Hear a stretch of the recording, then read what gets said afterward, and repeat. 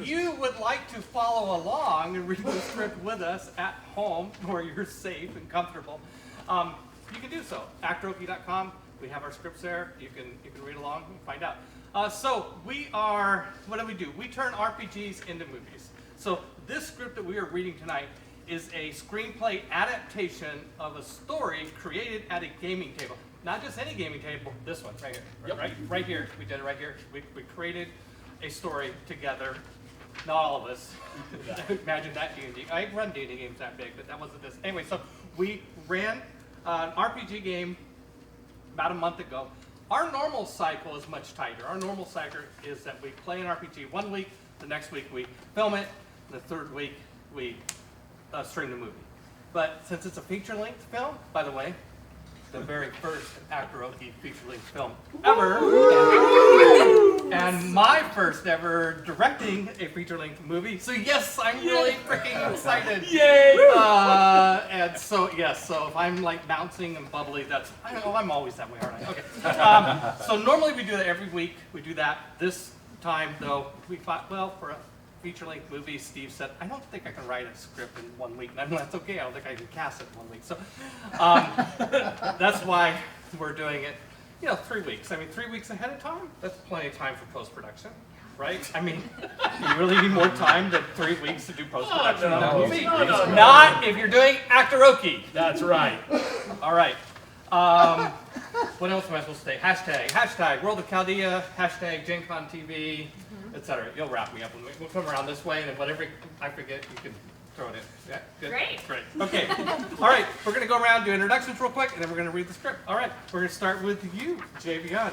Hi, everybody. I'm Javion. I'm going to be reading for Augie as scheduled, but Marcus couldn't make it with us today, so I will be reading for the role of Rycolicus. Thank you. What do you say that? Hi, I'm Lowell, and I am returning as Rashidi, but also reading for Genesis. So this should be interesting. And where can we find you on the internet? Facebook. Perfect. Keep it going. Daryl. Hi, I'm Daryl. I am reading for The Black Cat, and since Stefano couldn't make it, I'm also reading for Brandy tonight. And I'm on Facebook with Lowell. All right, Gabriel. Hi, I'm Gabriel Vega, and I'll be reading Thackreel, the Dwarven Quartermaster pirate bad dude. And then I'm subbing for somebody named Tofu. Brian Sutherland. Brian Sutherland. Yes, I hope you're doing well tonight, sir. I'll be reading the part of Tofu as well, a halfling. Halfling Beaky. And you can find me at ArmandoTheBard.com and at the PacificConGameExpo.com and at ConquestSac.com and at ConquestAvalon.com. That's your limit. That's it. Okay, thank you. Rennie? Hi, I'm Rennie Eructo, and I'm playing the part of Armando the Bard. And you can find me on social as Rennie Francis or Rennie Eructo. Hi, John J. Bishop. You can find me on Instagram or Facebook or Twitter under that name. I will be playing the role of Torgrim the Dwarf and learning English the whole time while I'm doing it. Hi, I'm Thor and I will be playing Calcimer the Cleric, #blessed. And I'm at Thor and I at all the socials. Hi, I'm Layla Blue Arm Panahi. On social, you can find me Facebook, Instagram. Look up Seattle Nights. I will be playing Claw. Hello, I'm Scott C. Brown. As always, the Scott C. Brown on the social whatevers. I don't know what I'm on because I don't ever use them. I am playing Radarno and versions of Radarno. Hi, I'm Owen Weinert. I will be reading for the role of Cosmo the Magnificent. Yay! And please leave my corners of the internet undisturbed. You will not like what you find there. I'm Jesse Keeter. You can find me on Twitter at Jesse_Keeter. I'm playing Sagacious and subbing in for Pancake and Carolyn. I'm Carlos Narvaez. I'm reading for Razine, and you can find me on Instagram at SF_Bandito. I am Megan Karimi Nasser. I am on Instagram at Megan and Eggs and Twitter at Megan K. I'm sorry about the names. I am reading for Hadra and subbing for Rahat. Hi, I'm Sarah Moore. You can find me all over the internet at Pixies and Pins, and you can find me here every Friday night on Gen Con TV on Sarah's Table. Yay! Yay! And tonight I'm going to be playing the role of Pansy and subbing in for Ann Carlton as Sally. Excellent, excellent. I have to sneeze. While you're sneezing, you should find us at World of Chaldea on all of the socials, and you can go to worldofchaldea.com to check out everything, including the script, as he mentioned before. Bravo, Sarah. Team small. All right, we are going to do it. We're going to read the script for Actoroke Christmas Special. I will be reading the action text, and my name is Peter Atkinson. I can be found. Where can I be found?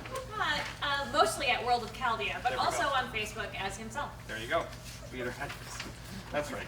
Okay. Here we go. Yeah, it's going great so far. Good start. Yeah. Solid. Half an hour in, and we're starting to read the Strong. script. Okay. Over black, we hear a Moorish melody. Vocals rise and resonate over a map of Tamika as it fades to vibrant life. Super, the continent of Tamika. The camera sweeps west to east over the map. Super, the heart of the Cordovan Empire. Our eyes glide over the kingdoms of Latium, Sabinium, Francia, Mantus, and finally, Andalus. Our flight zooms closer now, south along the coast to the city of Juba, a Moorish heritage site, and the Granada Palace. The Granada Palace is surrounded by lush Riyadh gardens, water sculptures and fountains, a Moorish monument to centuries-old wealth, and closely cultivated Izzat. An uplifting Moorish instrumental melody carries over the palace. We follow the music as volume gains to the banquet hall. Grand columns of double-tiered arches hold aloft the banquet hall's high ceiling, dominated by a Numian eye dome. Palatial interior decorations comprised of elaborate geometric and arabesque motifs in wood, stucco, and zellige tile work give the hall a rich, blended elegance. I think I should have looked up how to pronounce those words.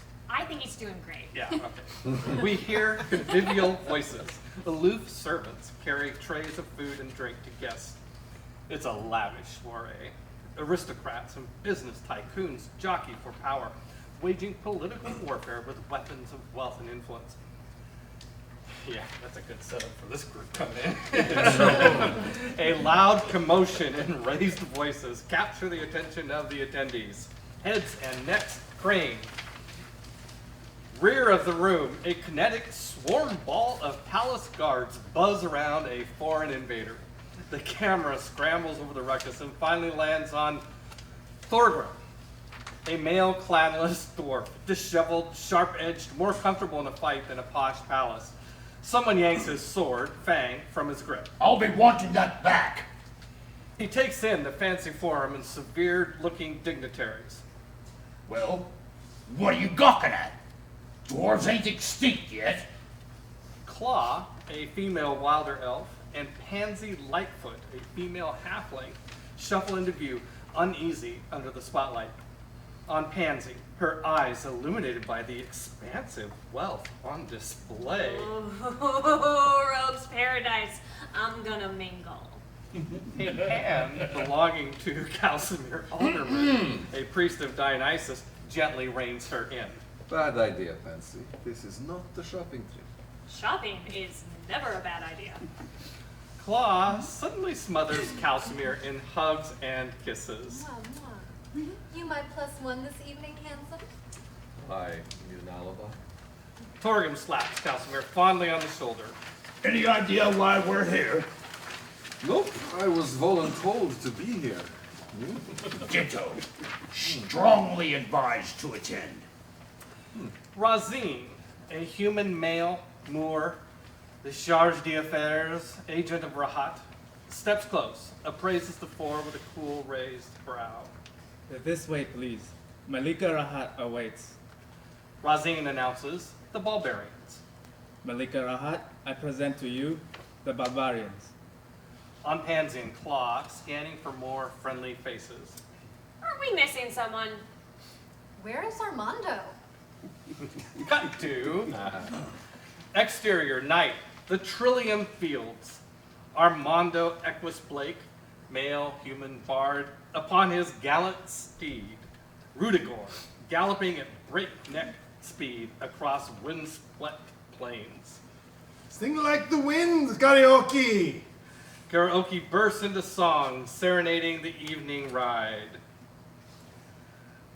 Both of you should. Oh, Yeah, we'll sing. Till the welcome knell of the midnight bell rings forth its jolliest tune and ushers in our next high holiday, the dead of the night's high noon. And karaoke is his sword, right? Yeah, Okay. yeah. That's a sword. It's a sword. Yeah, It's a sword. Yeah. Singing Singing sword. sword. It sings in harmony. Sword. Yeah. Seems like a Okay, inside, back in the banquet hall, 4 out of 5 Ballbarians stand respectfully before their host, Malika Rahat, Regal Guildmaster of Andalus. Is he not a member of your troop? My apologies, mistress. Armando is a time optimist. He always makes an entrance. I'm sure he'll be here momentarily. Don't worry about the mules. Just load the wagon. If he deigns to appear. Claw, please present this to your colorful raconteur. Rahat motions, Razine hands Claw a legal document. Maybe he'll be pleased to learn his name is cleared of previous false allegations. I'm returning him his title and position as a rightful noble of Andalus. I don't know why I bother. Wait! Armando bulls into the scene, slip sliding on polished marble, coming to a rest on one knee, head bowed. At your service, divine Malika. Razine steps in quickly with introductions. Mirza Armando X Blake, Your Grace. Annoyed but hiding a bemused smirk. I have eyes, Razine. Fashionably late, Mirza Armando. Better to arrive late than to arrive ugly. Torgrim scans the silent guests, hanging on every word and nuance, ready to devour any morsel of palace intrigue. Is that why we're here? To honor Armando? In part. Please follow me. Malika's audience chamber. The Ballbarians follow Malika Rahat and Razine into a private adjoining chamber, and Away from prying eyes. Malika Rahat looks towards Claw. And discerning ears. Why associate with those no-good, two-faced bastards? Rahat chuckles, enjoying an inside joke. Oh, Torgrim. If only politics were that simple. She retrieves a stack of invitations from a nearby table. You've been invited to return to Graver's Dig. You're quite the celebrities. Each Ballbarian in various stages of shock are handed a personalized invitation. In your absence, the Ballbarians' mystique and reputation has grown. Graver's Dig wishes to capitalize on your fame and is hosting a special hunt in your honor. I thought we were outlaws. There's a bounty on our heads. That was the case. However, things have changed of late. Gossip and pesky innuendos suggest that Brigthwina is no longer in Graver's Dig. The people are in charge. Oh, the people in charge have changed their mind, so it seems. Really? Armando fidgets, finger half poised to interject.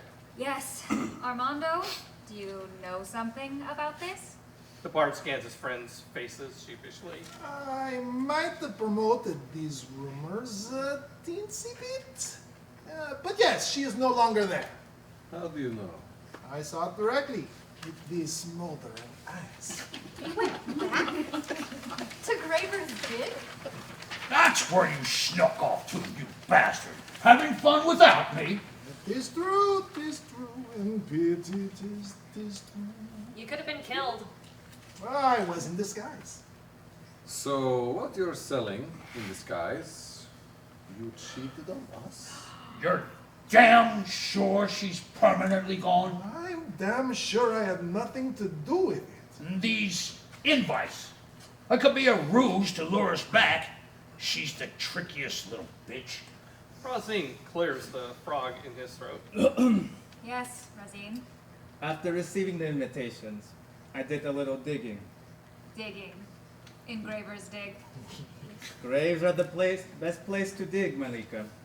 And I can categorically confirm Brightwina is gone. She was recalled by her patron, Aran, to fight in a divine war of some magnitude.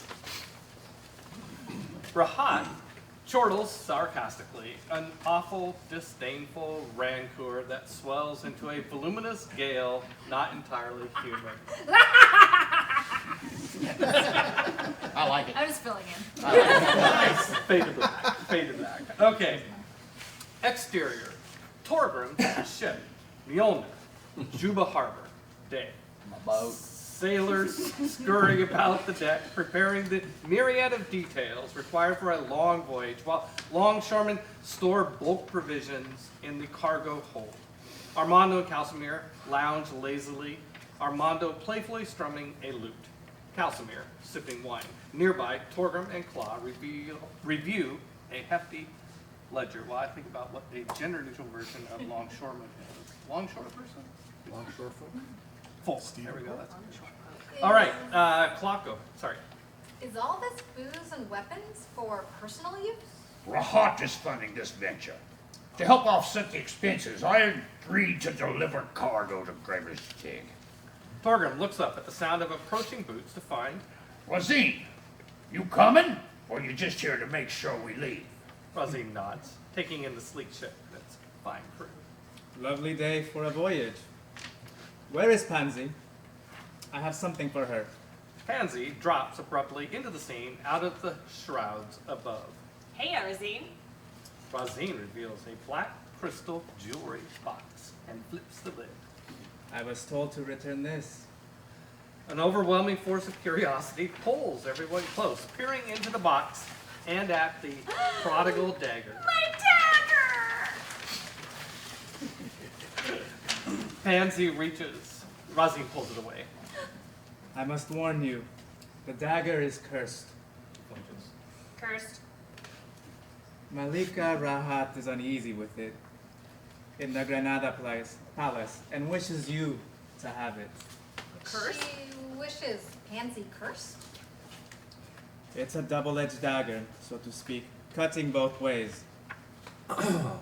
Did someone throw an identify on this curse? I hope. Somewhat.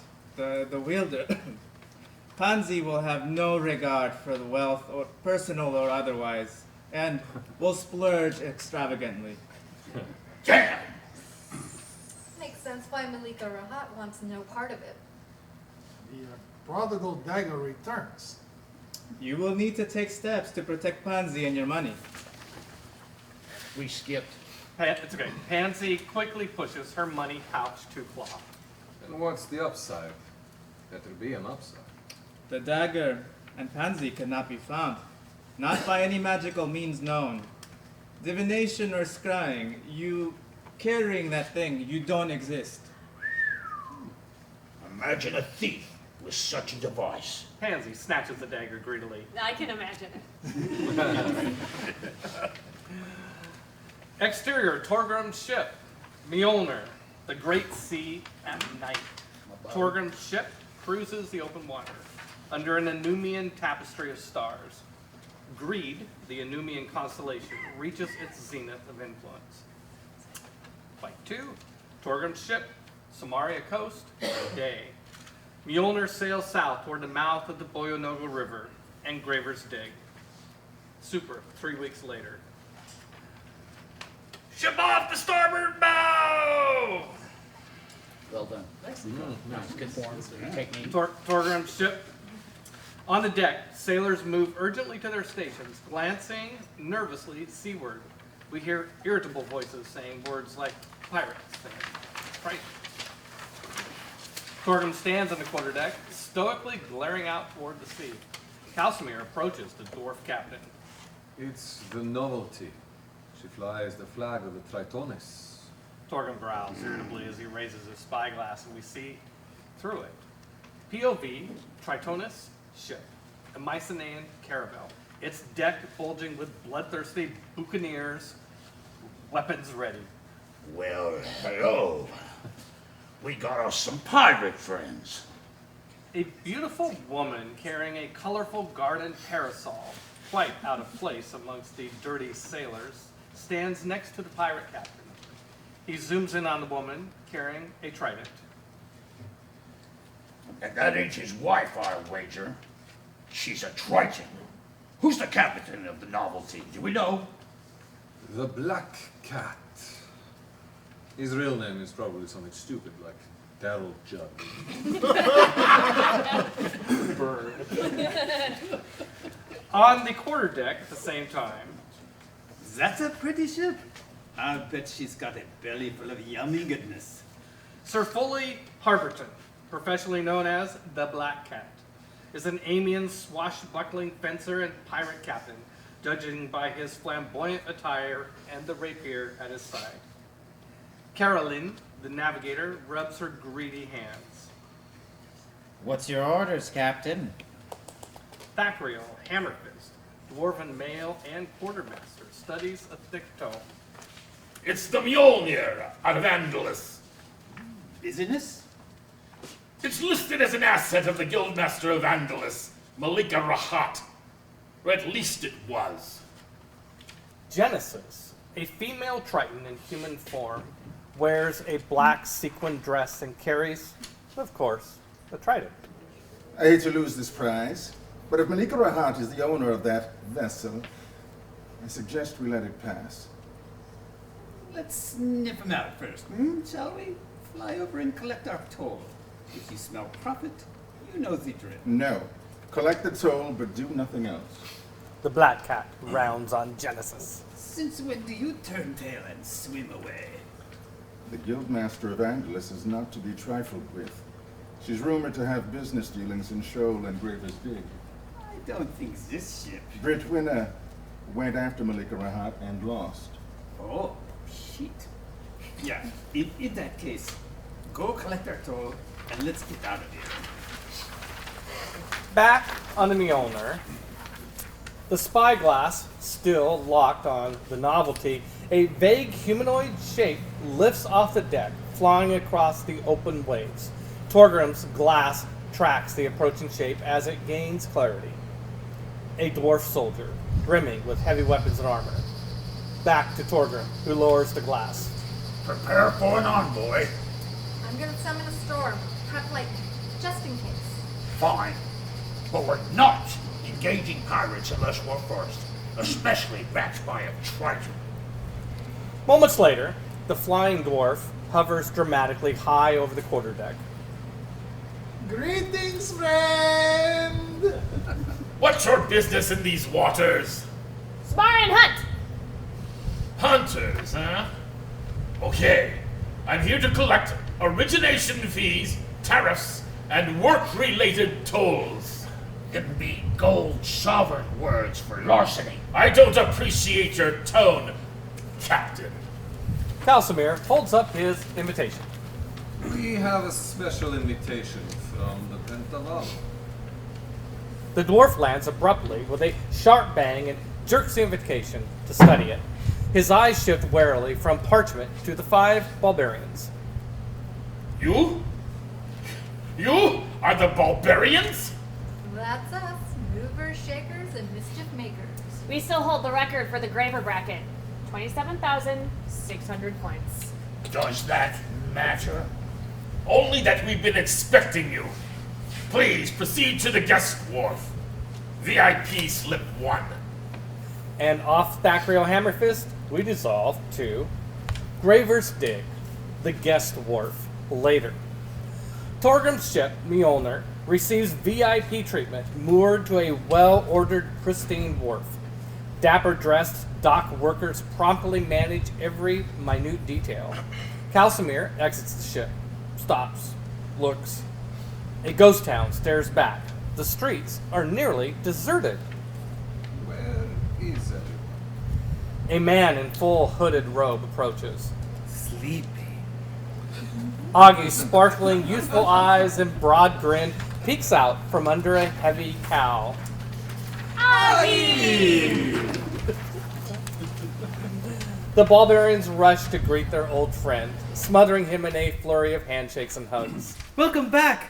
I've missed you. Celebratory music explodes. A marching carnival band led by a drum major approach the wharf, marching in time to the lively music.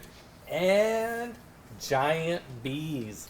The flying circus sneak attack the new arrivals, buzz low overhead. Behind each bee trails a long ribbon containing the names of each of the Ballbarians. Agi, did you organize all this just for us? I gladly volunteered, but no, many people were involved. Come!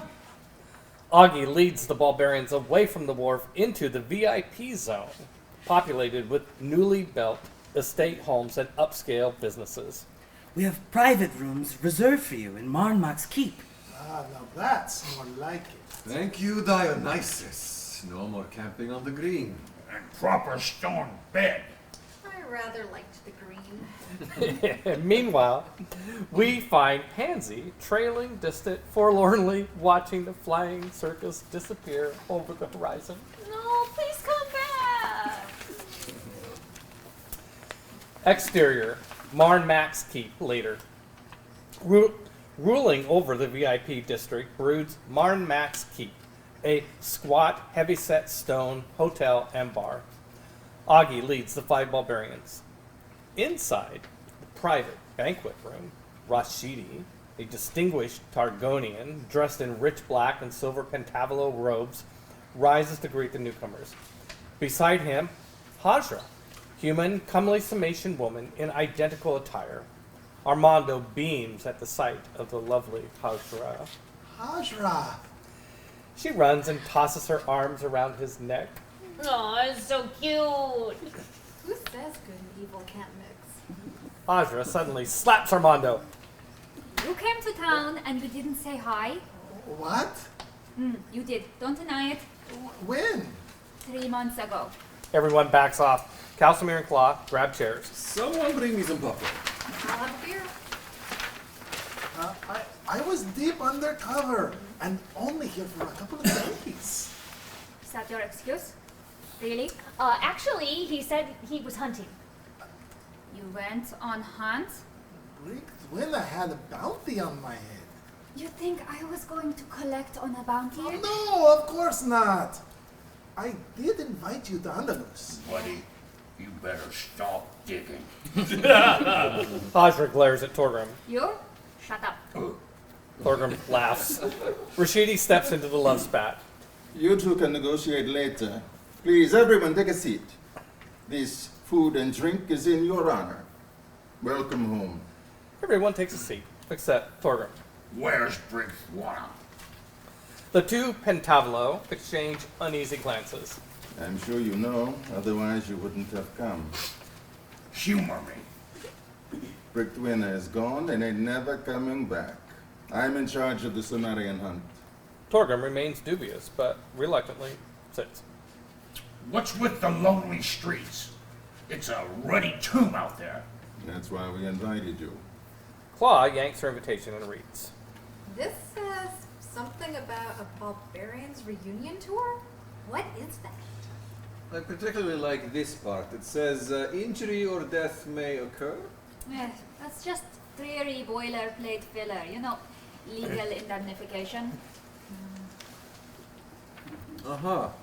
Since Brickwinner's wild hunt, doldrums have rather seeped into Gravis Deep. Murder and mayhem have a way of driving off customers. Can I tell him? Huh? Can I, please? Rashidi nods and motions, and Hajra rushes off, only to return a moment later with an easel with large hanging parchment filled with bullet point notes, diagrams, dates, and business flowchart details.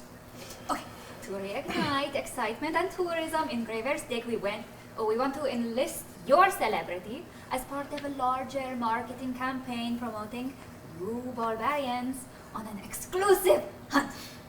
You want us for a publicity stunt? Yes, Exactly. And loving it. That's great. Don't you think, guys? So great. What a good idea.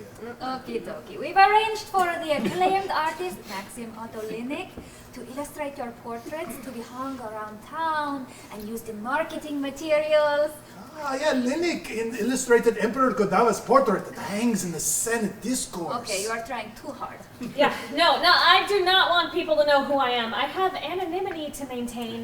We'll hide your face in shadow. It will add mystery. She flips the page. We have plans for merchandising and a worldwide marketing campaign. Exclusive invites for high rollers throughout Chaldea. And what's our cut of this stunt? Aja flips another page. We guarantee you 5,000 torts each in advance against royalties on merchandise and gambling revenues. That catches everyone's attention and they all settle in.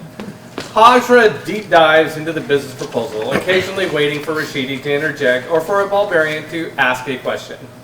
15 minutes drags into 30, an hour, longer. Hajra's droning voice becomes distance. Oh, we have some B-roll, by the way. Very good at droning. Steve has created a whole PowerPoint. Great. Yeah, it's great. Torgrim's head lolls tired. He wakes up with a start. Enough! The dwarf abruptly stands, pushing away from the table. Let me encapsulate the proposal. Torgrim style. We are handsomely paid to kill shit. We attend VIP parties and provided all expense-paid private accommodations. All in favor? The Ballbarians exchange affirmative nods and smiles all around. 1, 2, 3, done. I'm a bit cranky after being cooped up on that ship for 3 weeks. I'm gonna burn off some stress. Where's the arena? He heads for the door. If anyone wants me, I'll be in the casino with my dagger. She swiftly shadows Thorgrim. Clawing Halsimer stand to shake hands with Rashidi and Hajra. Thank you for the opportunity. We're gonna want to review the fine print. Hajra and I will finalize the contracts and get them to you in the next couple of days. Only if Hajra is a referee. Kiss ass. In the meantime, please explore and enjoy what Graver's Dig has to offer. Inside the Marnmax Keep hallway, moments later, Rashidi and Hajra converse as they head to the stairs. Hajra, wait. Armando runs to catch up. I'll catch you downstairs. He's gone before the counteroffensive erupts. Is this going to be quick? I have your campaign to organize. That hero complex of yours needs furnishing, huh? I'd like to apologize. Okay, apology accepted. Can I go? Can I see you later? Oh, now you want to see me. Look, I screwed up. I admit it. I'm sorry. Really, I am. Please, can I take you to dinner? Oh, I'm busy that night. She heads to the stairs, but not before lobbing one final thought. Oh, around town, I would avoid dark places if I were you. All right. Exterior, Graver's Dig, night. Moon appears. Her lunar light casts resurrection on the sleepy ghost town. The low-energy, humdrum streets come to life with fast-paced resort town nighttime action. In the arena, packed with grunk dravers, or maybe drunk gravers. Hunters, I'd like to blame it on a typo by Steve, but no, that was just all me. And creatures of the night, as Torgrim enters, makes his way through. As he goes, we pick up snippets of conversation. The words, Ballbarians, Torgrim, on everyone's lips. A tipsy man, Radarno in disguise, jostles roughly into Torgrim. Sudden recognition.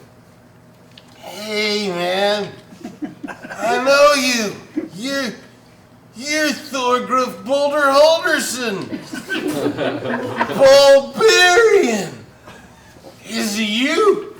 It's me. Excellent, man. You looking to brawl tonight? Arena fight. I was thinking about it. Far out, man. Oh, are heard you were back in town. Was hoping you'd show. Loads of people lining up to fight you. Yeah? Of course. Oh, top of the fight card is a green, juicy one. The tipsy man escorts Torgrim into the main arena floor as chants of Torgrim, Torgrim, Torgrim, Torgrim, Torgrim, Torgrim. Someone just begging to meet you on the pitch. You game? Bring them on. We hear a familiar cackle of a voice. Enter Sally. Gladiator Sally. Green Monster Mayhem ready to rumble. Buckets of booze rain from a packed house. Torgrim, I can't believe you're stupid enough to come back here. The booze intensify as Sally holds her hands triumphantly aloft, reveling in their disapproval. Give it to me. You ready to dance? Torgrim looks up at the throngs of bloodthirsty spectators and then pulls Fang. That's a sword. The resounding roar of approval takes on almost physical form, fueling Torgrim's energy reserve. Yay! Trust me, I can dance! Sally activates her golden torque. Her once diminutive goblin form bulges, shifts, increasing in height and mass until she's a green ogre. She charges Torgrim supernatural quick. Torgrim parries the initial strike, then dodges and finally takes a blunt shot to the ribs. A world of pain courses through Torgrim until he screams. Oh, did that hurt? Poor Torgrim. So bad. Off this tension, we cut to the Happen Chance Casino at night. A well-appointed casino, hazy, crowded. A dozen tables surrounded by tough-looking gamblers, smoke and drink, selling their souls to games of chance. Pansy enters, followed by Augie. Pansy scans the tables until she finds an empty table in the corner. Blackjack table. Pansy sits. Bonjour. Pansy looks up, startled. The table thought emptied is occupied by an elegant fellow, full of Amiens je ne sais quoi, Redarna, in foppish disguise, bets a large stack of chips. The dealer, Pancake Gristle, female gnome, deals a king, followed by an ace. Blackjack. Merci, mademoiselle. Your loveliness brings me luck. Can you stake me? Augie flinches, fearful, muscles tense. I need a loan. Come on. Oh, I see. Of course. Careful who you stake in this town. Augie hands Pansy coins. Suddenly, the Amiens gamblers whispering in her ear.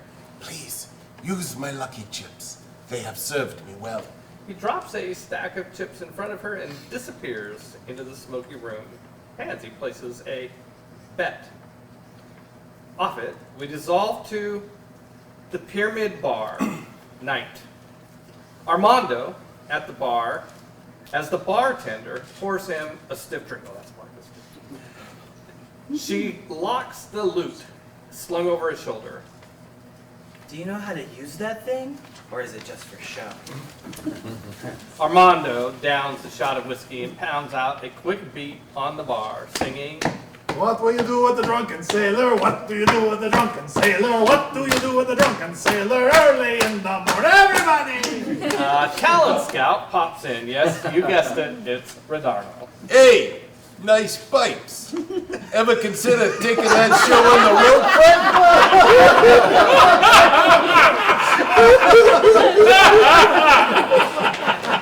What's so funny? Not a damn thing. What do you have in mind? Exterior of the Vim and Vigor, night. Calcimere and Claw approach Vim and Vigor, the local brothel hotspot at peak hour. A crush of humanity and other species push and shove, heading to their favorite vice. On the balcony, alluring escorts, male and female, beckon playfully, tantalizing wares on display. I think this is where my comfort zone ends. It's a goddamn circus. Speaking of circus, a brothel tout stands outside the main entrance, exhorting passing members of the public. Oh, who could the brothel tout be? If you have the vim, we have the vigor. Bacchanal adventures await. Have you experienced our latest attraction? Which one is that? Bricolicus Manor Bower of Bliss. My curiosity is piqued. Oh, is that what you're calling it now? What's the harm in just looking, Come on. I won't bite. I think he will. Inside the Vim and Vigor, moments later, Cow and Claw follow the Barker down a smoky hallway bustling with burlesque performers and half-dressed clientele. Oh, if this is wrong, I'm gonna want seconds. The hall ends at a wrought iron gate, an extra-dimensional doorway leading to lovely gardens and distant mansion. Whoa, how much wine did I drink? A continuous flow of cheerful revelers push past, seemingly oblivious to the metaphorical threshold. What do you think? Well, we've come this far. Through the gate, and on the other side, Bricolicus Manor. Rich, succulent gardens, vibrant with trees, topiary, flower beds, and water features, surround a Victorian mansion. And around the estate, a black, insidious void. Revelers mill in scattered small groups conversing, while in the shadows, couple, kiss and grope. What is this place? A marketplace of supernatural delights. Inside Bricolicus Manor, Bower of Bliss, moments later, the room tone resonates, one of sensual and suggestive lovemaking. People everywhere naked in the throes of passion, but never in plain sight, always on the modest periphery. Inhibitions be damned. Straight to the devil.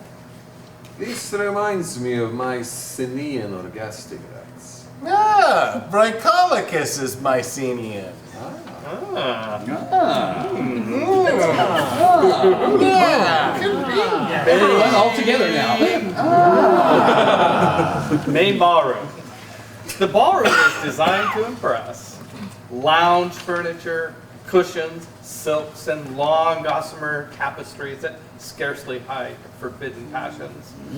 On a center raised dais, Armando sings to an enthusiastic crowd while amorous dancers undulate and grind seductively. Night wind howls and the chimney cows and the bats and the moonlight flies and the inky clouds like funeral shrouds sail over the midnight skies. A dancing man full of life and gaiety pirouettes close. You honor me by coming to my affair. Count Bricolicus, handsome and regal, never stops moving. Our master of ceremonies, Count Bricolicus. The Count sweeps Claw off her feet, dancing a waltz. You have a beautiful home. In beauty, there is truth. He releases her back to Calcimer. Let's drink to new friendships and bonds. The Count suddenly has a champagne goblet provided by Redarno, as do Claw and Count. To blood, sweat, and tears. They down the effervescence. Please partake of all the pleasures my estate has to offer. He motions with a grand gesture. Claw and Calcimer's attention are force-drawn across the room to a momentary glimpse of tantalizing beauty. Dancers shift like a heat mirage blocking the succulent view. The couple sweat, suddenly hot and bothered, heads swimming. Is the hot in here? Something is wrong. Blinking, they rub sweat from their eyes, pulse quickening. Dancers move, and there she was again, her aura radiant. Genesis, the austere Triton from the pirate ship, stands, blood-red lips curled into a wicked grin. Dark, stormy eyes, penetrating gaze bores into their souls. They hear her seductive voice. like a siren call.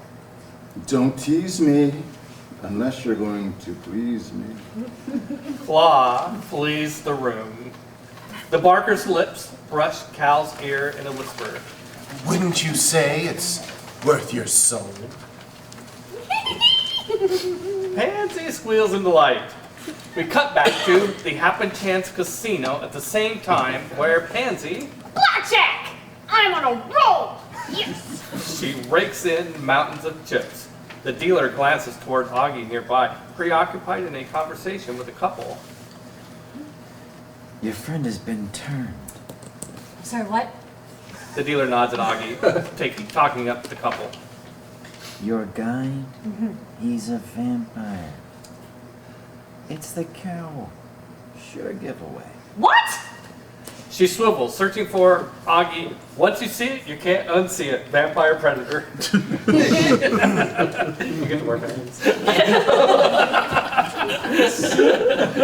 Exterior, Graver's Dig Arena. Same time. The crowd roars. Fight of the century pandemonium. We hear mad screams for Torgrim and even a couple for Sally. Arena floor, sand and blood, close action. Torgrim and Sally toe to toe, bludgeon each other. Close on Sally, she snarls, displaying vampire fangs. Uh-oh. Why, Sally, what big teeth you have. It's better to eat you with. She hisses and snaps viciously at his neck. If you wanna dance, you gotta pay the fiddler. Torgrim channels aspect of the bear. Grapples Sally in his big mitts, spins, S-P-I-N-S, Torgrim. An accomplished Highland Games competitor, hammer throws Sally, sending her sailing out of the arena.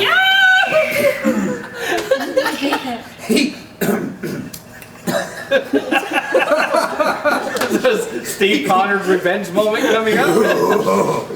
He who hingest about, getteth hee-haw! Cutting back to the Bower of Bliss at the same time, musicians play, people dance, vampires stalk. The Triton, sultry, sinewy, seductress, advances slowly.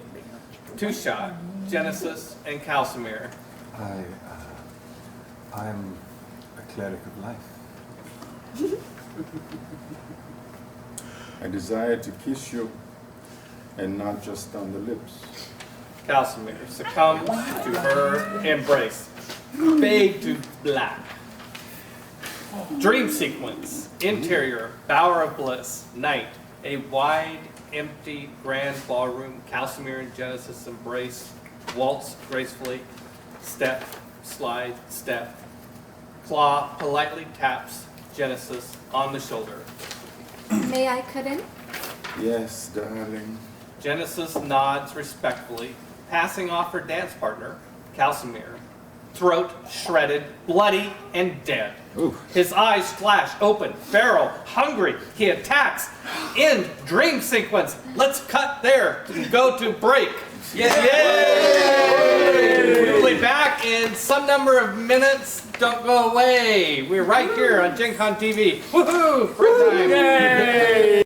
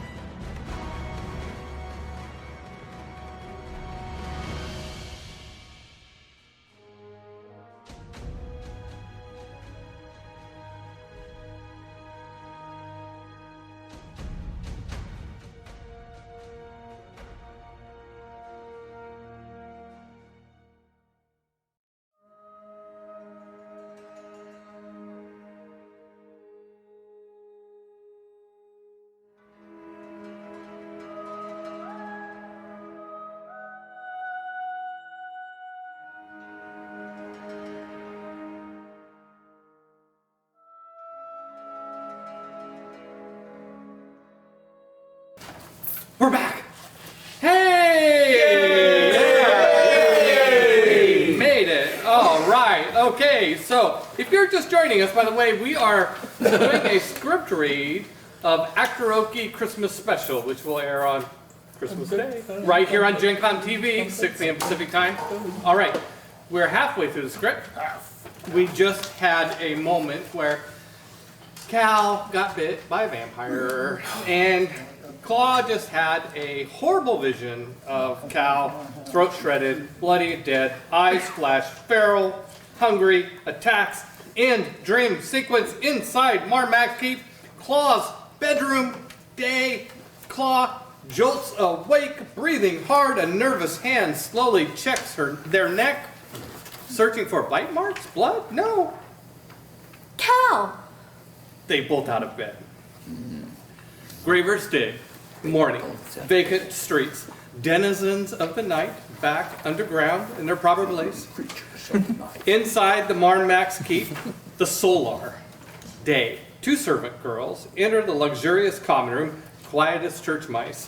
One carries a large tray of morning cuisine while the other moves to the window. With a forceful jerk, she draws back the curtains, inviting in the brilliant, warm morning sun. Bright light! Bright light! Torgrim bolts up from passed out faceplant on the table. On the table, Pansy sleeps spread eagle on the table like some kind of murder victim. Torgrim pushes her face. Hey! Hey, wake up! She slides with a thud onto the floor. A small fortune in casino chips crash and cascade across the room. What? What? What? Where am I? Wherever I am. Good one. The 2 servants curtsy. They exit as Armando enters. That was one hell of a night, eh? Armando pours himself a cup of coffee. You just getting in? Yeah, I suppose I am. Cal! Cal! A frazzled, somewhat desperate-looking Claw enters from an adjoining stateroom. Has anyone seen Cal? Sleep-deprived and hungover, the friends stare non-committal. Wasn't he with you? Claw sets their mind to rewind as they pace. Last night, we went to this place called the Vim and Vigor and ended up at some kind of, I don't know, sex cult? There was music and dancing and, you know, Armando was performing on stage. Armando! You dog, you! Huh? Oh, no, she means I was singing. And so you lost Cal? Claw trembles fearfully as they recount. No, we were separated. There was this woman, she was striking. I couldn't take my eyes off her. Her cold voice called to me like a black widow, and we were in her web. Cal, he just stood there, petrified, blank-faced. She bit him. I saw blood and I ran. Oh, Cal, I'm so sorry. A door creak draws their attention. Calsamir? Zombie shuffles into the parlor, draped in a long cowl and sporting new stylish sunglasses. Why is it so bloody bright? I love that. Sometime later, still hungover, the Ballbarians sit around a table nibbling on delicacies, but primarily focus on strong black coffee. Last night was probably a lot of fun, though I don't recall a whole lot of what happened. I thought you were dead. Nah, little celebration never killed anyone. You clearly have never participated in a clan week. Augie's a vampire. Huh? Everyone freezes mid-eating drink. Come again? Right, yeah. So this lady at the casino told me he was turned, or whatever, his fangs, and he hides behind a, like a hood, like. Calsamir becomes the center of attention when suddenly an albatross shadow of foreboding crash lands on him. He runs his tongue over a long, sharp canine. I suddenly feel rather unwell. Does that feeling also include the desire to murder and drink blood? No. Armando, I am a cleric of the domain of life. This is the antithesis of how I feel. Look, Sally has fangs too. That Greek bitch tried to bite me. What were you doing with Sally? Settling old scores amicably in the arena. Hold on. Isn't Sally dead? Not anymore. A loud rap at the door draws their attention to Dying's part of my repertoire. Sally. In diva cowl and oversized sunglasses, saunters into the parlor, followed by Sagacious. Sorry for the intrusion, folks, but we have a problem. No shit. One of Sally's fingers bit my brother here. Ah, they're not mine. It was Genesis, a Triton pirate vampire come lately. She's been an unholy terror on this town ever since Count Vrikolicus arrived. Sounds like it's time for a good old-fashioned staking. Who's with me? Torgrim pounds the table with enthusiasm. How many points do you think you get for killing a vampire? What are they worth? A rare steak does sound peak. Not that kind of steak, hun. You know, if we kill this sire vampire, their offspring should return to normal. And hopefully Cal too. And me! Yeah, let's put away the pitchforks and torches for a while before someone gets hurt, The camera spins on a mysterious man lounging in the corner. I know you. You were at the casino. And the bar. He has an uncanny eye for talent. Redardo disappears out of the chair. He reappears by the table with a piping hot carafe of coffee and casually refills cups. My master was imprisoned for the last few centuries. Lately, he's been enjoying his newfound freedom here in Graver's Dig a little too much. He recognizes things may have gotten out of hand. Chugging straight from a bottle is getting out of hand. If Genesis was to, let's say, suddenly disappear under mysterious circumstances, my master might agree to let it pass, look the other way. Claw stands aggravated, a tempest in a teapot. Listen, whoever you are, my partner is a vampire infected, and you lured us to that grave. Redarno smiles pleasantly and nods. I am Redarno, both steward and guardian to the renowned Count Vrikolicus. In other words, crypt rat. Should Genesis drop dead, Do something. oh, I will. My master would be graciously in your debt. I bet he would. If you need the Ballbarians to solve your little Triton vampire problem, you'll pay. And handsomely. Redarno and Sagacious enjoy a bit of stare-down competition before Torgrim cuts the tension, stepping between the two. We will gladly accept handsomely for tomorrow for a murder today. What do you say, Redarno? The two shake hands. But when she's ash, if Cal ain't good as gold, you beware the sunlight, symbol, and stake. Point taken.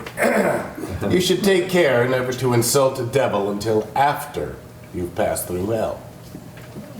Redarno snarls a wolfish grin and disappears. You gonna give us a hint where she's at? No. Oh, I know where. Fade to black. Max Keep, the Solar, later that day. Close on huge gauntlets, dropped with a clang on the table. Master wants to donate his strength gauntlets to the cause. Wide on the room, Sally pulls up a chair next to Torgrim and the other Ballbarians who are camped about the table. Why? Sally turns a toothy grin on Torgrim, hisses. He's a Genesis fangbanger too. Brigthwina ain't here to help him. Odin's balls. An ogre vampire. Sagacious burns a path into the floor facing the room. Genesis's hunger overwhelms any restraint she might have had. Normals in this town are a growing minority. We need to do something. Sally, you said you know where she hides. Yeah, Genesis has a private residence in a hidden pirate cove north along the coast. It is impossible to find. And you can lead us there? No. Sorry, we can't participate in this. Murder for hire? Do you ever get your hands dirty? Genesis is a Triton ambassador to Sheol and Graver's Dig, a political liaison appointed by Tritonus. So? So, she's a Triton, ruthless and powerful, and well-connected. Tritonus controls the Great Sea, and increasingly more and more piracy. Is this it? Among other things. Won't Tritonus eventually find out Genesis was turned into a vampire? That's likely why Vricolicus is sanctioning this endeavor. And wants to avoid a shark-feeding frenzy, him being the main course. Sagacious nods and tosses a bag of holding onto the table. You can use the bag as part of your infiltration scheme. Pansy's eyes ignite, sugar plums dancing in her mischievous little head. In a blink, she stashes it in her. Where did she hide it? In a what? Don't worry about it. In a what? I'll be wanting that back. So what's the plan? I'm getting hungry. First, we need a few things. Cut to exterior, heavily trafficked Graver's Dig Street. Claw and Calcimer, still in cowl and sunglasses, carries an ornate Gothic parasol as the two dodge shoppers along one of Graver's Dig's busy streets, leading to the shopping district. She won't let it go for cheap. We'll get it. A large flea market tent. Day. Claw and Cal enter a large Moorish tent, stuffed to the gills by vendors seeking protection against the relentless sun. They jostle through the busy market, eyes searching for Brandy's gnome trading cart. Heavy steam puffs, spits, and sputters from the cart amid the clank and whir of clockwork machinery. Brandy, dressed in Graver's Dig cheap cowl and sunglasses, shakes and hits the odd contraption, cursing its very existence. May oil never lube your gears or steam power your piston. A steam whistle trills, followed by a pop. A drawer slides open and Dr. Brandy delivers a ratty old wig into the world. Hey, Brandy, you look marvelous. The gnome lifts her glasses, scrutinizing the two uneasily. She sniffs and finally scoffs with a disdainful gurgle. What can I interest you in today? Drinks, food, potions, tunnel terror babies? How cosmopolitan of you. Be brief, be bright, be gone. We're looking for a pirate map a certain goblin sold you. A pirate cove with a Triton fortress. You know the one? Brandy hisses, revealing cute, itty-bitty fangs. Shut your pie hole. Brandy scrounges and finally tosses a map into Claw's face. 50 torts, and we ain't friends. That was easy. We need hunting supplies. Do you, carry wood sticks? Brandy's lips curl into a snarl. No, I don't carry stakes.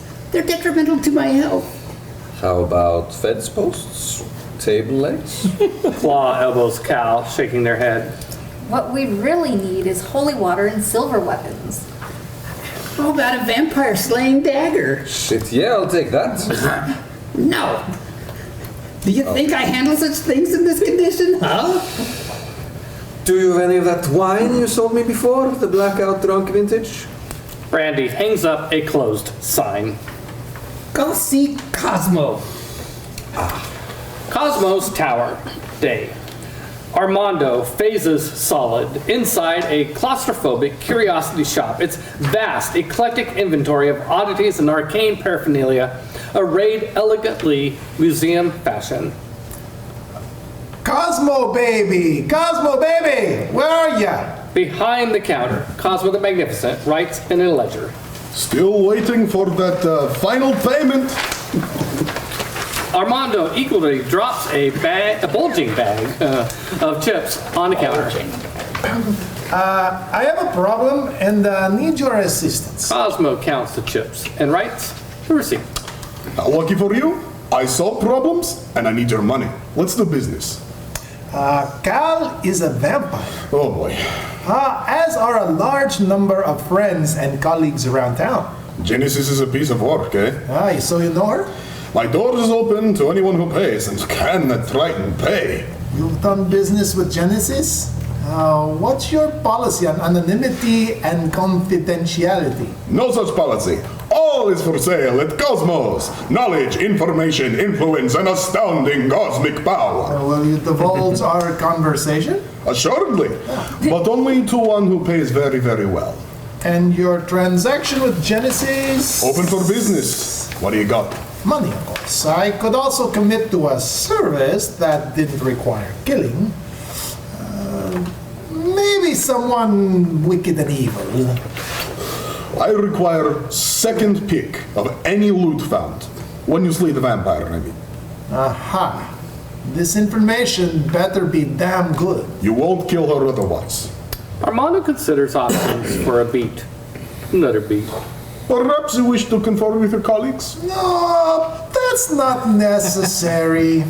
I'll agree for it. Cosmo pushes a pair of goggles onto the counter. These are a sister set of goggles for a pair I made for Genesis. Oh, what do they do? Inside her keep is a secret hidden panic room. Wearing these, you'll be able to view inside. Okay. And... This room exists outside of physical reality, much like my tower. She goes there often, or will retreat there if she feels that she is in danger. How do we get her out? You can't. However, if you wait patiently, she can't stay there forever. When she returns, as she surely must, slay the beast. Do you have holy water and stakes? And maybe an invisibility potion? Shall I write up the contract? The honey hole day. Pansy and Torgrim approach a B-shaped sign, the honey hole. Inside, a honeycomb-shaped yellow door buried in the side of a lush grassy knoll covered in enormous sunflowers. Pansy tap dances nervously. I hope they're home. She knocks loudly, bang, bang, bang. Within, we hear commotion and rash of tiny, hushed voices. Hello? It's me! Pansy! She knocks again. Tofu! Come on, open up! More shuffling and muffled voices arguing. Finally, Pansy? Yes, it's God's damn Pansy. Open your beehive. Oh, I'm here with my friend, Torgrim. above, a tiny porthole window opens. Tofu peers down, leery. Oh, what trouble have you brought? I have no trouble on me. Can I use your toilet? No. You're gonna ask for a thing, and I'm not entertaining any notion of your thing. Excuse me? We ain't got time for this shit. Open up or I'm gonna huff and puff and blow your hole in. There's a lot of strange goings on, and you on my doorstep. It's some kind of an inscrutable omen. Wait. Are you a vampire? No, I'm not a vampire, and I'd like to keep it that way. How do you know you two aren't vampires? Because I am standing in the sunlight. Will you? Hurry up, she's gotta pee. Yeah, I'm gonna burst. The window snaps closed, and a couple seconds later, the door swings open.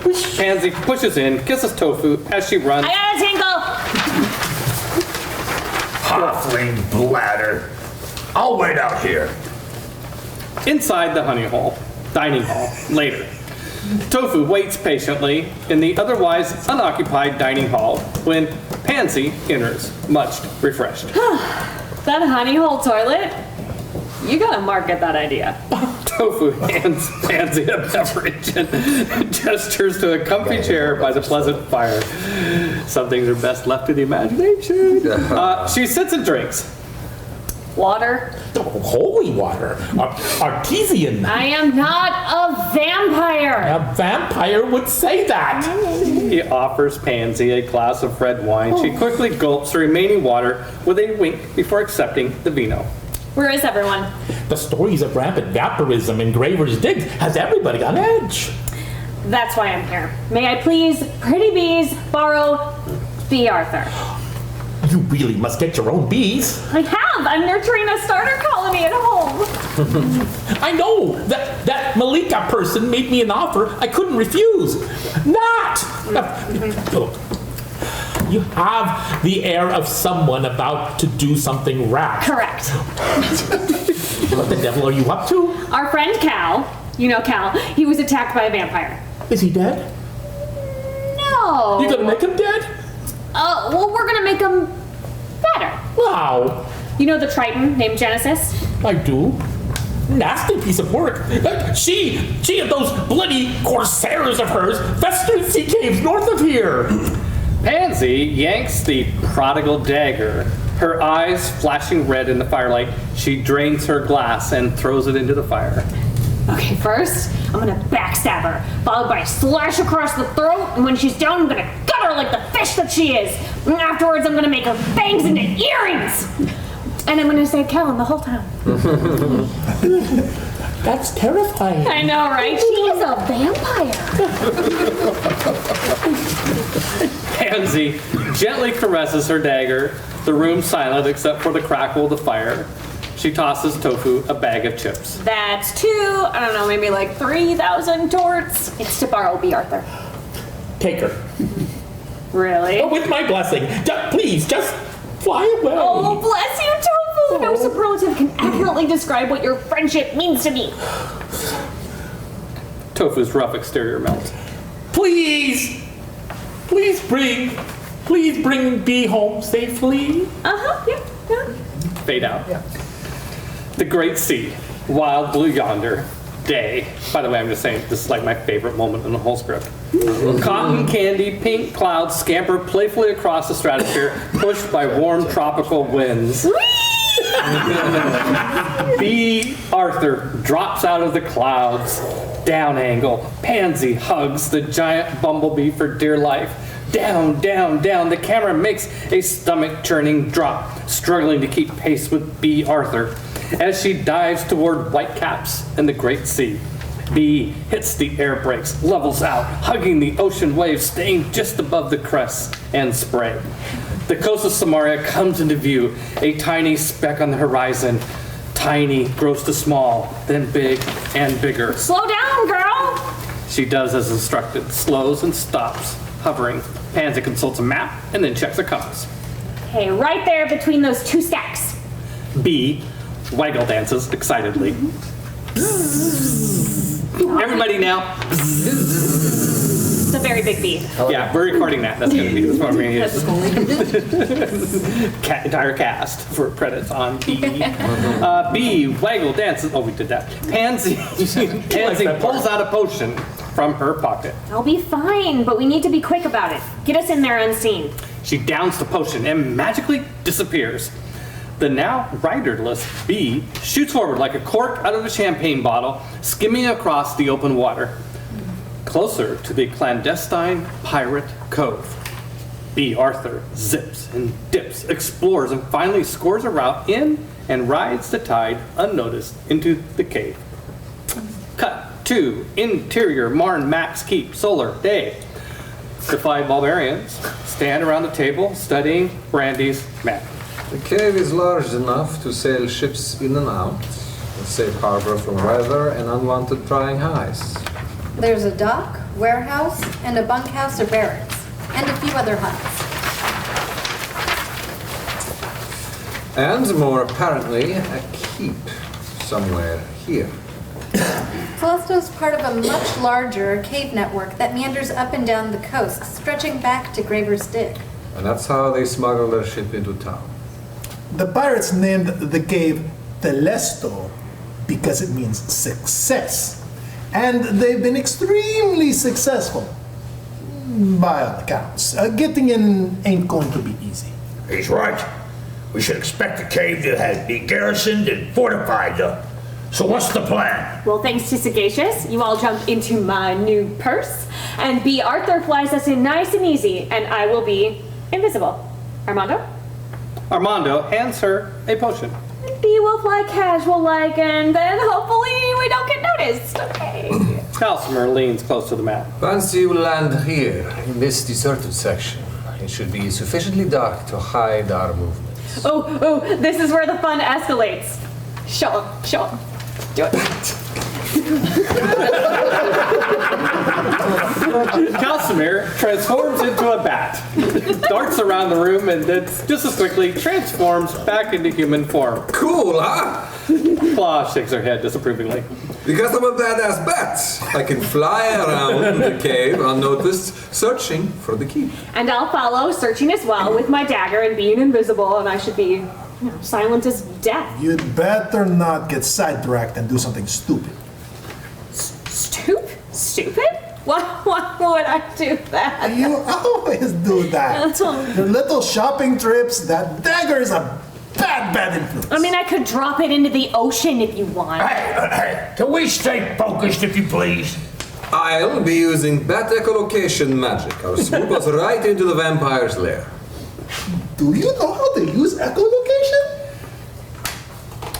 When you shapeshift into an animal, isn't the critter's basic instinct part of the map? I wouldn't count on it. Inside the Telesto Pirate Cave.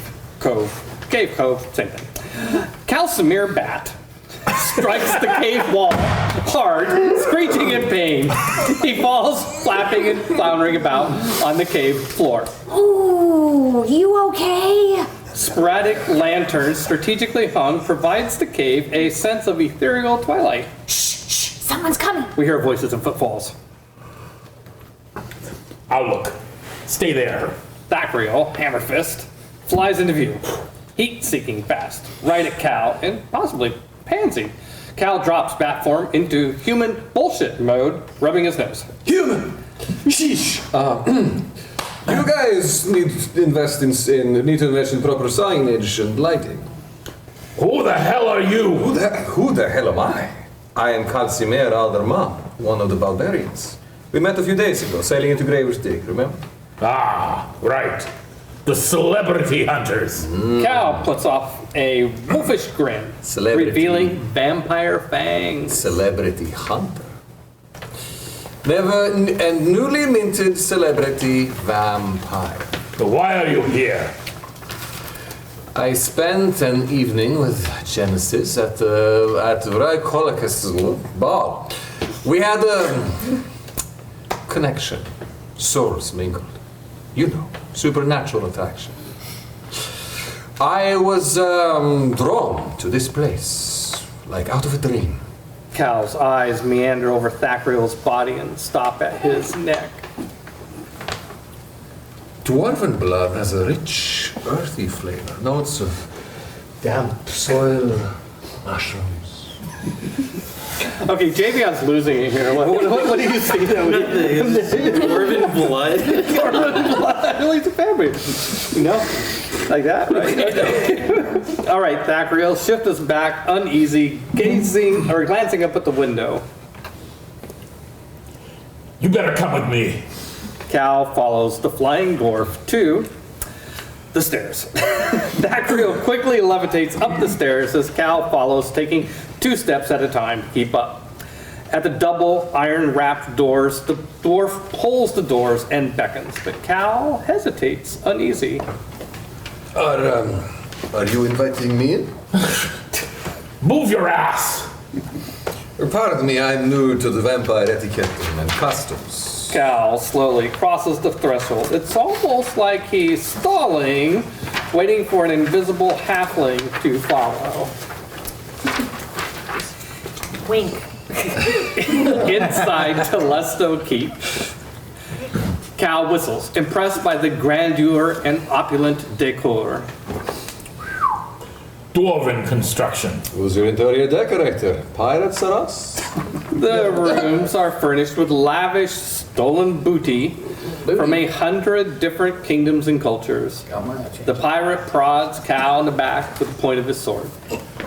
Don't get any ideas.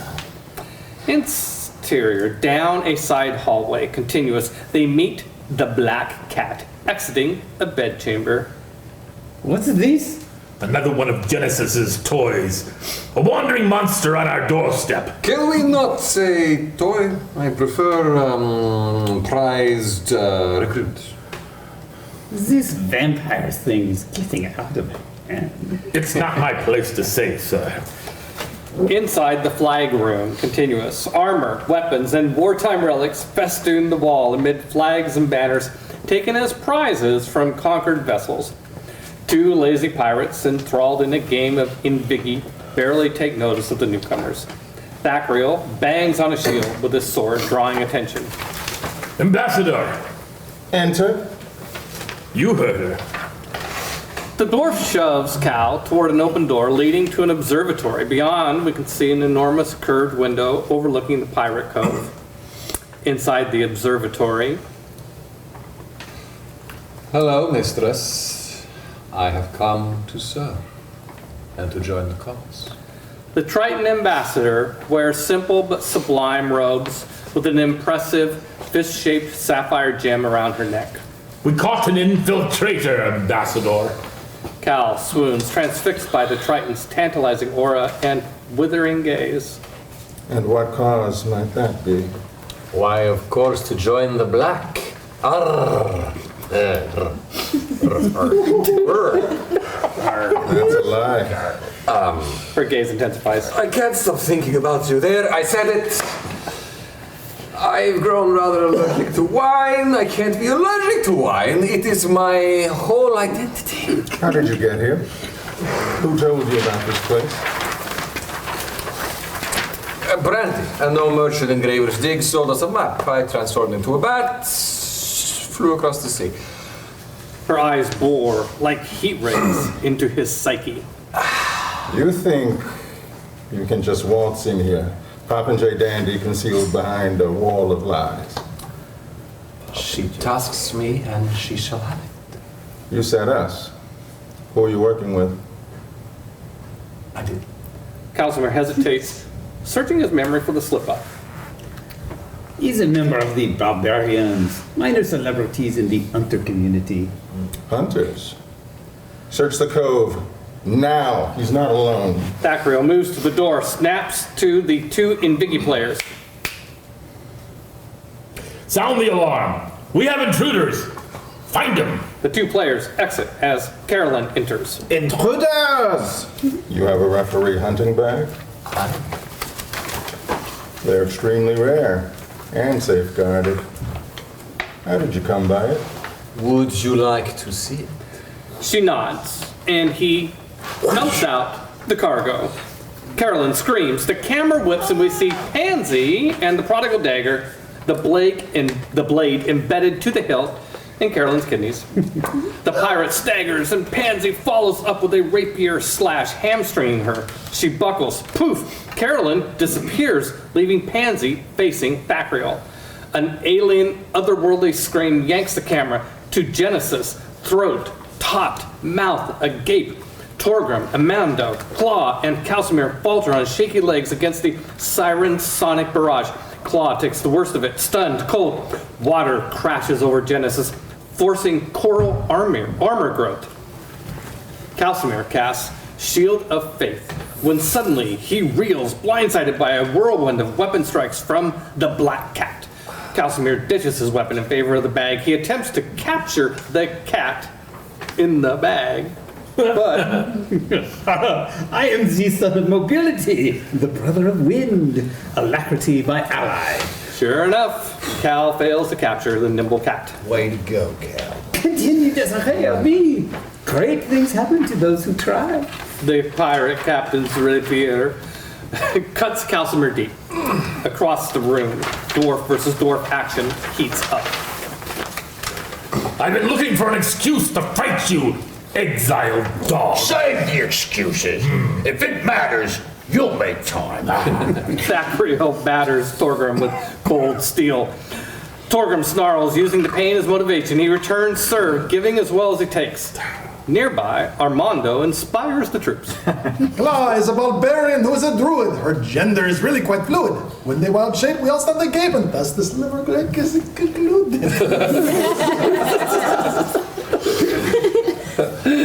He ends the limerick with a quick counterchart. In the shadows, a near-invisible pansy prowls, her sights on Thackreel, who is preoccupied with Torgrim. She patches. He dodges nimbly, avoiding her best efforts. I see you, tiny tot. That's so disappointing. Close by, Calcimir's wounds regenerate.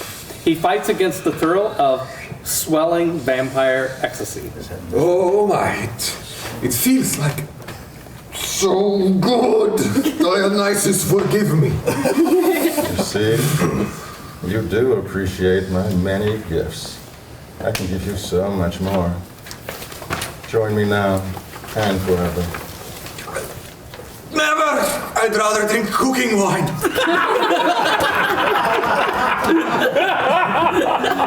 Genesis brutally bats her aside. Bring me his heart. Cal and the cat dance, their feet poetry, their weapons grace, intentions grave. The cat beats Cal back into a corner. The adversaries locked, struggle face to face. Your teeth aren't as white as they could be. You talk entirely too much. The cat suddenly morphs, swallowed by the bag.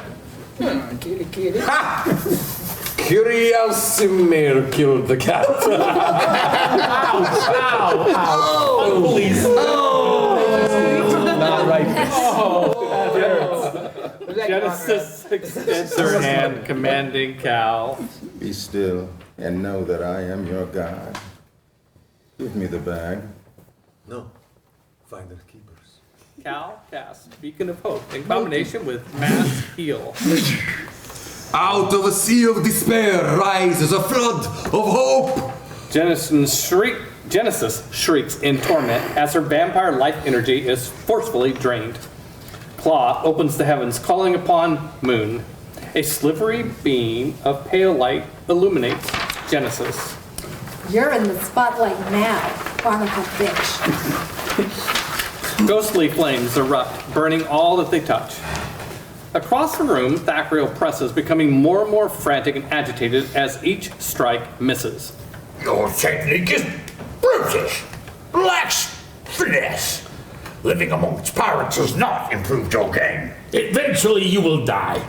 I've made it my life's calling to rid Chaldea of clanless scabs. Torgrim punches him in the face. Oh, no, probably gonna punch you in the face. You're gonna learn to accept infinite disappointment. Armando sings, inspiring the Ballbarians. Another song. This is to the tune of Can You Hear the Drums? Fernando. Hear the drums, Fernando. Oh, yes, I do not know this song. Yes. But believe me, I will learn it tomorrow. Can you... Gabriel, Yeah, why sing, don't you Gabriel. sing it for Rennie? Can you hear the bard Armando? Do you hear him singing right into your soul? Can you hear the bard Armando? Saving you shall be his solitary goal. There is nothing that you need to fear when you are near Armando. Man, you got that right. Carolyn reappears in the corner just as the moonbeam burns away Genesis' coral armor. She releases another full-throated siren shriek and poof, disappears, leaving the moonbeam spotlight empty. Claw redirects the moonbeam at Carolyn. Pansy empties a bag of ball bearings at Thackereel's feet, causing him to slip, stumble, spins out of control. Extreme close-up on Pansy's fierce and determined face. Oh, did you see that? Thackreel slowly falls off her blade. Thump. Cal rushes in, hatred boiling. He directs positive life energy at the fallen dwarf, grabbing him harshly by the face. I am no one's toy. Thackreel chortles. You find your coming death funny? I'm not a vampire. Thank you for the heal. He kicks Calcimere and flies into the air, catching Torgrim off guard with a couple of solid whacks. Damn it, Calcimere! Whose team are you on? Sorry, Torgrim. Torgrim bull rushes Thackreel, sending him sailing into Carolyn and the Boon Meme. The Boon Meme. The Boon, I like that. The Boon Meme. Yes. He writhes in pain and is momentarily blinded.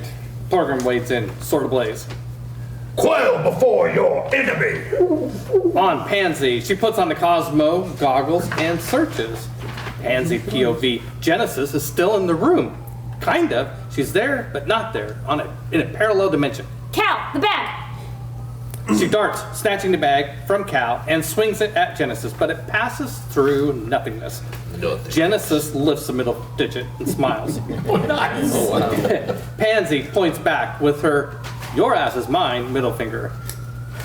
She slips back into shadow where she waits. In the corner, Carolyn scrambles for Thackrell's hand. Come on, Thackrell. This party is over. Good luck, Genesis. They disappear with a snap. What chicken shit? For a long beat, the Ballbarians do nothing, waiting for the next shoe to drop or hammer to fall. Pansy, please, tell me you got an eye on her. She is right there! Here? Yes! How do we get her out? We don't, but she's stuck. The only way back is through this room. And through us. She can't stay there forever. Then we wait.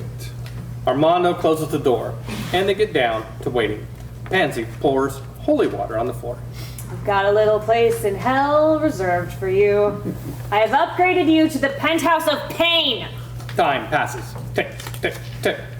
Torgrim paces like a caged tiger, back and forth. He stops, jaw churning, thoughtful. And then, a light bulb. Is she still there? Hey, Genesis, you hear me? If you can, listen. We've got nothing against you, your damn pirates, or your Triton Empire. We're only here to save our friend. You die, he lives. In case you're wondering, thinking maybe Rykolos will come to your aid, he won't. He was more than happy to sign off on your death.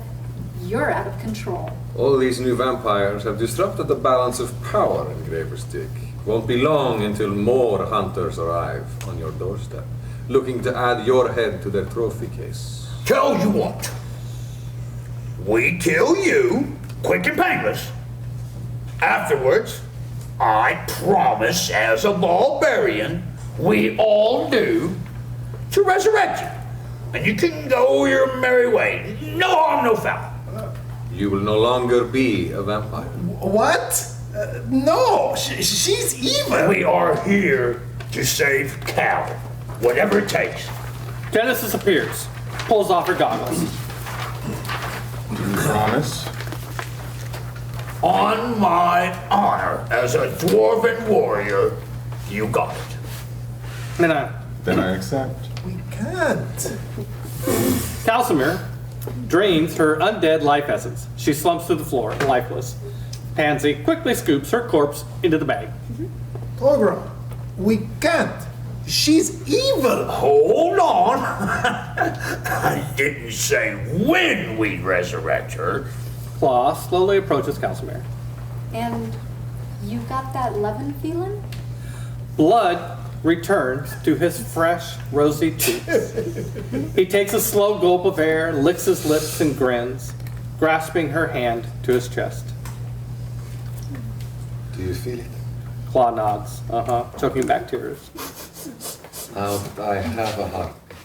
I give fully to you. Claw smothers him in hugs and kisses. Again, she did that earlier in the script too. Hey, that doesn't mean I'm your core. Exterior, the Vim and Vigor, 9th. Super, Yuletide, day 1. The streets of Graver's Dig teem with revelers in jewel-buck masks. Numians, gods, monsters, celebrating the arrival of winter solstice. Carolers wassail. The warm-hearted hymns fill the air with happiness and gaiety. The 5 Ballbarians, each in a mask, approach the brothel, relaxed and ready to celebrate. That's my favorite part. A fire is burning, the long night draws near. All who need comfort are welcome here. Redardo told me about what the Vraicolicus. Vraicolicus. Thank you. Redardo told me Vraicolicus sets a mean feast. I don't know. His last feast was on my neck. It wasn't the Count, per se. Did I hear my name? Casimir still has a neurosis from the last time he attended one of your master's parties. Fear not, Casimir. Ricardo rings solstice bells. I wish you good fortune, I wish you good cheer. Tonight we make merry, 'tis the best time of year. Now come quickly before it's too late. The gate is open to the Vraicolicus estate. He runs to the door and flings it open. Hurry along now, the fun is quite near, with sailing songs and kegs full of beer. Inside, Redarno rushes them down the hall. Behind this mystical portal resides warmth and coziness. My master bids welcome with hellacious craziness. They arrive at the gate. Redarno bows and steps aside. What happens under the mistletoe stays under the mistletoe. That's what I'm talking about. Vraicolicus Manor, the ballroom, night. The Ballbarians walk into the festive ballroom, decked with Yule decorations amid mad cheers. Ballbarians! Confetti and magic pixie dust rains, filling the air as minstrels play festive music. People surge forward to greet the heroes of the hour, words of congratulation and thank you on everyone's lips. Augie dives into the midst of the Ballbarians, embracing and slapping each other on the back. Joyous Yuletide! Augie! Points at his fangless teeth, grinning madly. Look, Mom, no thanks. Get it? I don't know, smoldering vampire looked kind of good on you. You think? No, darling. You look good just the way you are. He releases a long, exaggerated exhale. It feels so good to be alive. I can't believe I just said that. Seriously, though, thank you. Man, it's what we do. It was fun turning into a bat, though, wasn't it? We could turn into a bat? Yeah, do a lot of things. A bat, rats, mist, smoke, wolves, cheese. Why didn't anyone tell me? Vraicolicus, in a Krampus mask, dances and tosses gold dust over the Ballbarians. If you were a child of mine, I would have gifted you a complete guide to vampires. Knowledge is what keeps us drinking. He laughs gaily. Come and be welcome. Enjoy 12 days of Bedlam. Torgrim sniffs and holds out his hands, catching the glitter. Oh, it's real gold.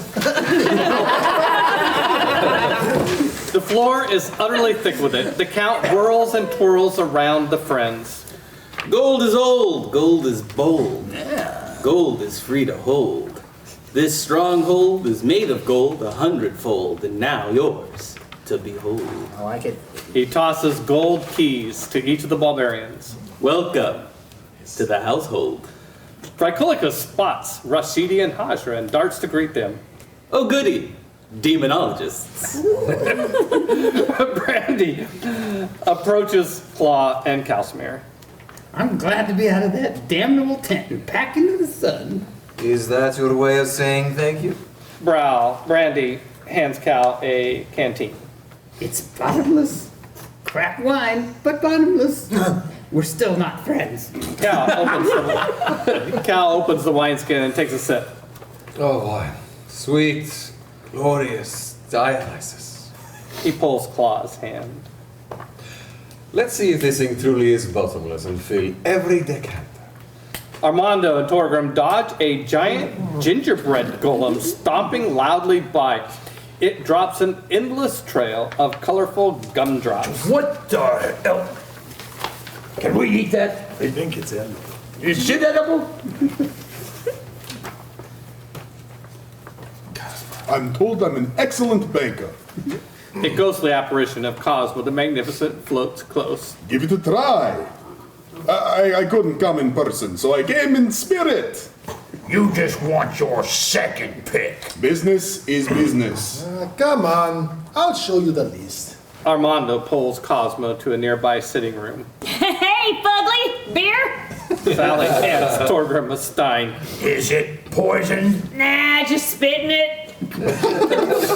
Torgrim drinks. That's some powerful spit. Don't you know it? When we go back into the arena, I demand a rematch. In the middle of the hall, a tree-sized Yule log burns. Rashidi and Hajra sip wine by the fire and observe the festivities. Vry is leaving them. They watch him depart. What are we going to do about this, Vrykolakas? He's harmless. Still, June wants us to keep an eye on him. We need to avoid any further hunting mishaps. Brigtina isn't coming back, is she? Rashidi downs his beverage and grabs another from a passing servant. How should I know? That's a way above my pay grade. Vrykolakas makes the rounds full of pleasantries and good cheer, spending time with each guest, making them feel welcome. He's a friendly fellow. He's a well-practiced politician, that one. I'll wager that's what this celebration is all about. Over at the dessert table, Pansy hovers like a bee, nibbling from every delicacy the Count's kitchen has to offer. I've been waiting for you to return my bag. Pansy continues eating, avoiding the wizard. Whooper. You know the one. Hand it over. Okay. Hold on. She reaches into the bag and pulls out the black cat. Appears. He gazes about, disoriented. Pansy hands the bag to Sagacious. Genesis is still in there. We promised to resurrect her or whatever. See to that. The door. Someone let the cat out of the bag. I need a drink. Knock yourself out and don't think you can escape. This place is locked down tight for 12 days. He darts after a servant, carrying champagne flutes. I'll take care of her. The wizard nods and vanishes into the music and dance. Wizard problems? Tofu takes a cake, pops a cake in his mouth. Oh, I was hoping I'd see you. She kisses him fondly on the cheek. Oh, my family has a lot to be thankful for. The world is a better place because of brave souls like you and your friends. You couldn't have done it without E. Arthur. Thank you. Tofu hands Pansy a wrapped gift box. It's royal jelly. It'll help your hive. The bees will be big enough to ride in no time. Pansy squeals, tossing her arms around Tofu's neck. Oh, hard times reveal true friends. Later in the evening, the party remains in full swing. There's a slight change to the script if you're comparing to the one I sent you on email. The party remains in full swing. A cleric of Thor makes the rounds, bolstering people's constitution and detoxifying. Prostitutes, huh? Razine hands Vrykolakas an old bottle. Sorry, I read that wrong. Let me start over. Razine, and by the way, there's in the quotes here, there's a couple lines, one for you, for Razine here. You following on? Razine hands Vrykolakas an old bottle. Malika Ahat sends her greetings. Ridarno instantly appears and takes the bottle. I'll see to this, master. Vrykolakas gushes, thanks them both, and flits off to the next guest. Ridarno blows dust from an old bottle and reads the label. Anisette de los Duendes. He slowly pours liquid contents into a glass, hands it to Razine, who nods graciously and accepts. Gracias. A most excellent party. Ridarno hands a glass to the black cat. He bows and leaves. The two tap glasses in cheers, enjoy the rich liquid. You are a pirate, senor? Or is this an elaborate costume to woo the ladies? I am the captain of the novelty. My ship is versatile. What business brings you to Craver's Dig? I am in the service of Malika Rahat, the guild master of Andalus. The black cat stops mid-drink and then slowly finishes. I am there. Foley Arberton. I would very much like to meet your boss, your Jefe. Buzzing smile. Malika Rahat often needs versatile ships. Exterior, the balcony. Eternal twilight. Hajra exits the ballroom to find Armando, alone, holding a solstice candle. Happy winter solstice, Hajra. One kind word can warm 3 winter months. My mother used to light candles for difficult times, so that we can acknowledge our feelings. He lights the candle. She said, light a candle for dreams, light a candle for love. Leave no area of our lives in darkness. She moves closer. Winter solstice is the time of the longest night. I hate being alone at night. She moves even closer. He points up and her gaze follows. They stand under an oak arbor, alive with mistletoe. You trapped me. I guess I'm yours. Fade to black. It's a love story. Hey. There we go. That is the Actoroke Christmas special. Thank you for joining us here on Drink TV. Remember, Actoroke, we turn RPGs into movies. That's what we like to do because we love role-playing games and we like playing with cameras. And we like breaking things. So join us here on Gen Con TV. That's twitch.tv/Gen Con TV every Wednesday night, 6 p.m. And watch our shenanigans as we're either playing a role-playing game, or we're reading a script read, or it's movie night and bring popcorn and do it. And so yeah, that's it. Anything you want to add, Sarah? You should follow us on all our socials at World of Perfect. Please and thank you. Thank you. Thank you. Yes, please follow, join, subscribe, and all this stuff. Yay!